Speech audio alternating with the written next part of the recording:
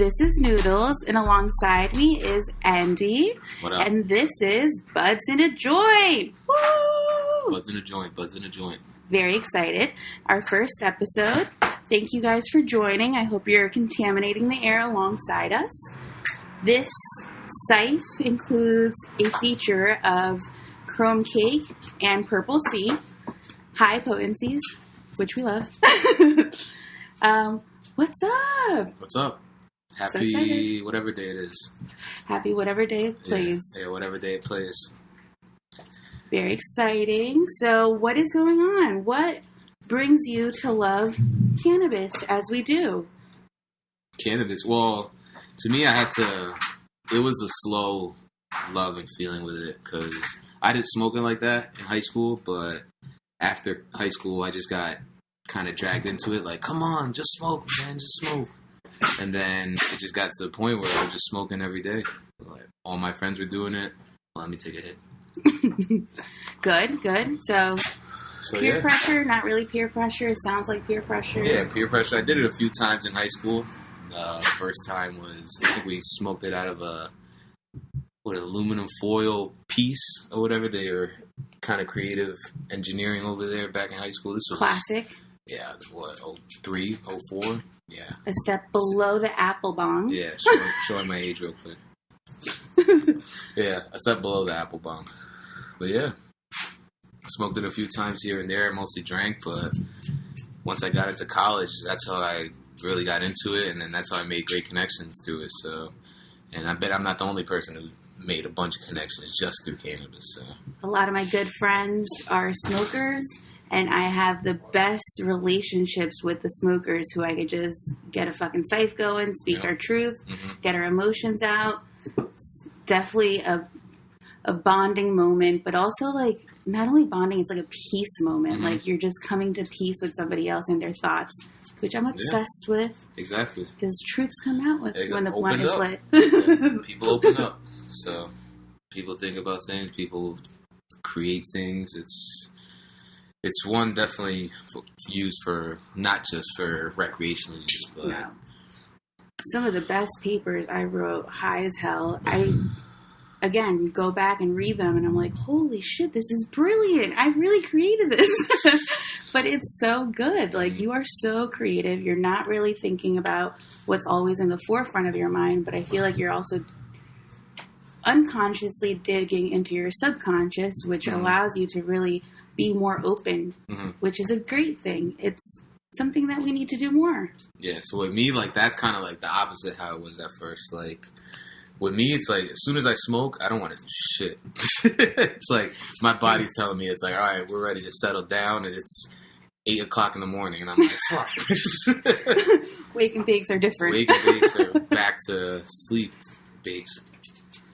Well, I feel like at first good. you always have those trial and errors where you're kind of like, this may not work for me. Maybe I prefer a blunt over a bong. Maybe I prefer a joint over a blunt. Whatever it is that you prefer. Also, I feel like adds to your high or gives you a different high. Like me, Dutch Masters all the way. I don't get high if I'm not smoking a Dutch. I try to be very open-minded with other wraps. But even with the game, the wrap itself, the leaf is too thick for me, and I like that it lasts longer, but it's like harsher. That was one of the things that we loved back in college because it just lasted so long, and then it just got to the point that we just transferred over to Dutch Masters, and we would even. This is when Dutch Masters had the clear wrapping, so you could actually see the cigar, and then before the plastic. Yeah, exactly, for the blue label, but Well, even the hard plastic cases. Yeah. Well, were they only for like the strawberry and grape type? I think it was just for those, but I know for the vanilla ones, they actually had the clear plastic, and we used to take the little pieces where it actually had the logo and hang it up around the dorm room, see how many would fill up by the end of the year. So, was the room filled? No, we just said fuck it and just stopped doing it because we just knew we were just gonna get over it. But yeah, no, Dutch Masters all the way. All the way. In undergrad, I remember I was hanging out with these gentlemen. It was 4 gentlemen who somehow were always the people that were along for the safe but never initiated the safe, meaning they never rolled. Yeah. So took it upon myself to teach the community how to roll a fucking blunt. I definitely had a class. I'm teaching them how to roll it with the same tobacco that it comes with. Each one took a blunt. I had them pay for it, of course, because I'm not wasting my money on good Dutches for not good purposes. Yeah. So they did it. I don't know if they still know how to roll today, but...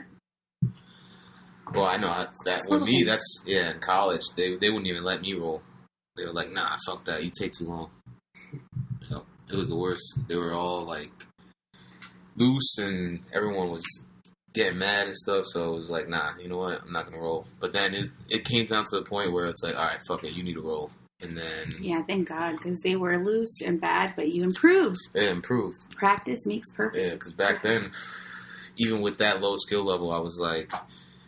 helping people out get bud, and it's like, yo, can you roll for us? It's like, shit, we'll let you smoke. And it's like, all right, fine. Low skill levels. Yeah, that's it. So, it improved. But I think that's the best way, too, to get, like, a safe without intending to get a safe. And you get the whole, where's the plug at? Let me go get the Dutch. Let me figure it all out. Who's smoking with me? Like, before you get all that going, just offer your services, and there you are. Yep. Along for a venture. Nah, everyone smokes now, though. Everybody now. And as a medical marijuana patient, the dispensaries are fucking packed. People are out here, and the diversity in the dispensaries are very interesting. Yep, I saw them walking in, the whole walks of life. Walks of life. All different. I thought they was closed at one point, but... But I think it's representative in who we smoked. Like, in high school, I had my smoking crews, and they were various crews, right? Like, I had the people I just fucked with, like, on a regular. Like, they were my homies that we always just smoked together with. But then I had my, my Caucasians who I loved so much, so dearly, and we would always find ourselves in a trail smoking somewhere with a group of us, and it would be such a great time. Like, each... smoking crew, quote unquote, came with a different experience, I also feel like. Yeah. And I'm so appreciative of that because that was amazing. That was so amazing. Those abandoned little lakes and reservoirs. Yeah, see? Out in the country. But no, it was in the middle of the town. Okay. Like, it was just a hidden gem a couple streets over from the main street. Like, a hidden gem that, thank goodness for those sites, I became more aware of this, like, beauty right there. So you're smoking a beauty while watching a beauty. It's just a wonderful thing. Yeah. What's your favorite strain to date? The first time I ever got White Widow, it came in a plastic container. This was the first time I ever got weed in a plastic container with the crystals. Not like you didn't need to flash a flashlight over it. Like the crystals were shimmering. It was like a Christmas tree. Yeah. This bitch was beautiful. Like my friend was driving. She thought she saw somebody in a bicycle in front of us. So we're driving way below speed limit. I'm like, no. Let me take over. 5 minutes within the drive, I'm starting to see spiders out of the light shadow because it's a night drive. So it was a different high. We haven't had those kind of hallucinations before. Our highs were always pretty mellow. It was always a piff, regular shit. This is when things started to get more exciting. The strains were starting to show color over here. And that White Widow was something I will never forget. Like, what a beauty. Nah, I never had White Widow. I've seen it. I've seen it on TV. And when it's around, I'll bring it. In magazines. It is so gorgeous. It's a crystal beauty, like, right there. Like, that nug is just something else. So what's your favorite? My favorite? I can't even say I have a favorite. It's just been a lot of different strains lately. And then, obviously, back then, it's like people had sour, people had haze, like, and, was it purple fucking, Purple Daddy Kush, I don't even know. Purple Kush was always around. I feel Granddaddy like Perp. Granddaddy Perp, one of those. always around. It's probably something called that now, but it's that exact strain. Yeah. But yeah. What I've liked recently was when I was in Vegas. We went to a dispensary out there, right down by our hotel,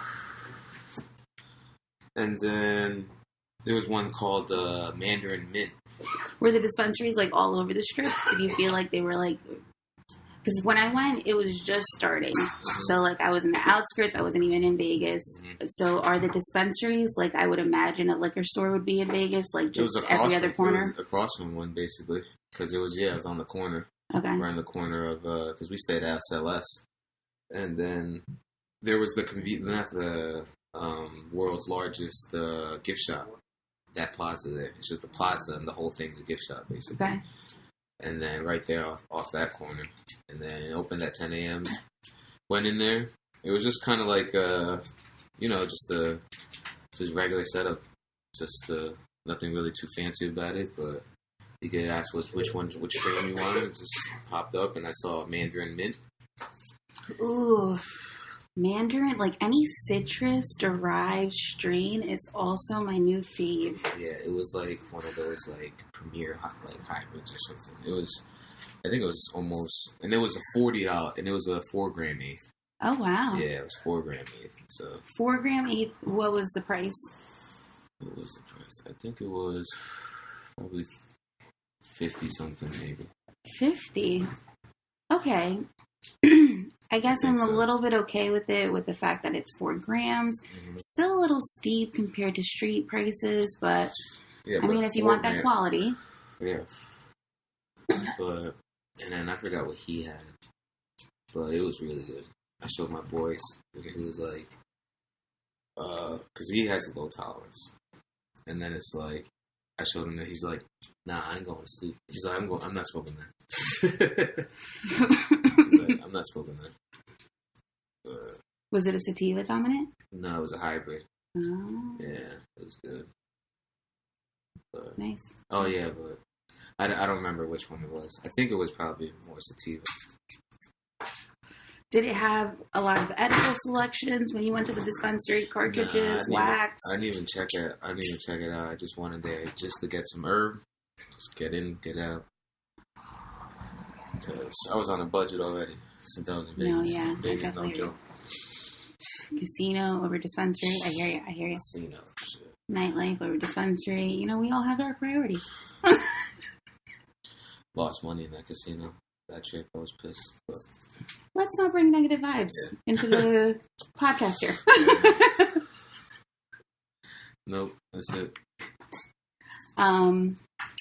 Okay, Vegas. See, I just went to Boston this past weekend. I'm extremely devastated I didn't go to the dispensary.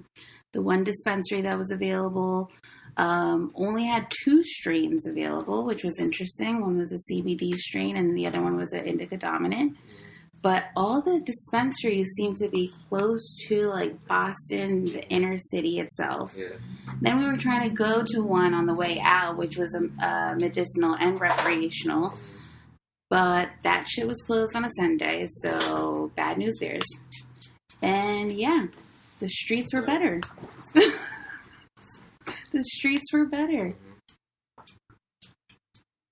So I like the fact that there are a lot of states nearby that we're able to go and easily locate for the recreational purposes. It's difficult that we have to go outside of state to do that and feel safe about it.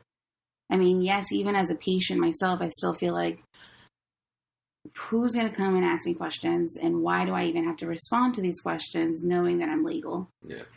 Like, fuck out of my face in the most simplest terms, but they're still going to ask questions. We still live in a predominantly white area, so those red flags are going to pop up even in my neighborhood where there's only 2 Hispanic communities in the neighborhood, and that's it. Everybody else is white. So even in my neighborhood, I feel very weird about smoking at times. Although, again, medical marijuana patient, it shouldn't be this difficult. Well, definitely, I'm looking forward to the other episodes where we discuss other travel. Travel is one of my favorite hobbies, and to combine it with cannabis can always be challenging. Yeah. But there's some places that welcome it. Yeah, and some that don't. So you have to, tread lightly. Yeah, shit, I didn't even know when I went. I went to the Philippines, and then over there, that was they don't even play with that with marijuana. They don't even play with it. No, it's very in Asian countries. I feel like and other areas, it's such a taboo topic. It's a taboo drug, despite it being involved and embedded in our religious context. Yeah. As a healer, in the beginning centuries, that was embedded. And somehow we're still having this mentality where weed is just so negative. Oh my God, the psychedelic feature. No, let's focus on the CBD feature, which is driving everybody nuts on the streets right now. That medicinal factor that everybody is seeking and are going to these recreational states for, because it helps with whatever disease they have, is the moneymaker. That's where we're really going to go into a holistic way of thinking, without always going to pills. These methadone clinics are not cool. And we're seeing more of them pop up. So I'd rather a house where you could smoke weed at. It's a cafe, weed cafe, over a methadone clinic. Because over there, they don't play with that. Because I had my weed pen over there. This was before all the with this going on, with this whole vape situation and stuff. But this was last year and a half ago. And then I had a pen out there. Only time I used it was at the apartment. And then I brought it out once. But that was just that was crazy too, because in the Philippines there's a mix of colors too, but only people working in the malls, with jobs. Yeah, we about to answer it.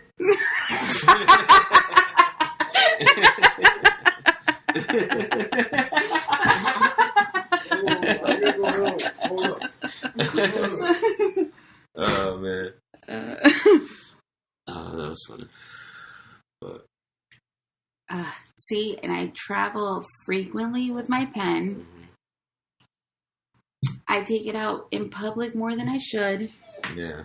But then I also feel like you're not going to ask me any questions. And if you do, I can easily tell you with a straight face, this is an e-cig. And then if you see me smoking a cigarette, I could then say, well, you see, that's why I have the e-cig. I smoke too many cigarettes. Yo, let me save your life. Give me a cigarette. That's what you would tell somebody, or? Yeah, that's what I would say to somebody. Sure. Yeah. I wouldn't, because I would keep my fucking cigarettes. I'm not maintaining anybody else's habits. No. Cigarettes are bad for you people. Just remember that. Yeah. I'm trying to stop you. Oh, man.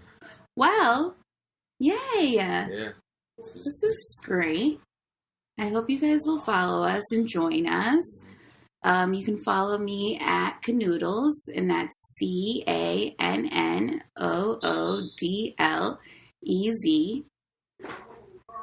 Okay, that's me. Oh, okay. Andy? All right, and I'm Andy. That's it. What's your at name? No. You don't want people to follow you? And you can follow our Instagram at They'll find out. Buds in a Joint, and that's literally as you hear it, buds in a joint. And then you'll hear from us soon. We welcome you to join us to be the co-pilot on our spaceship. Yes, I'm quoting Joe Budden. Thanks, sayonara.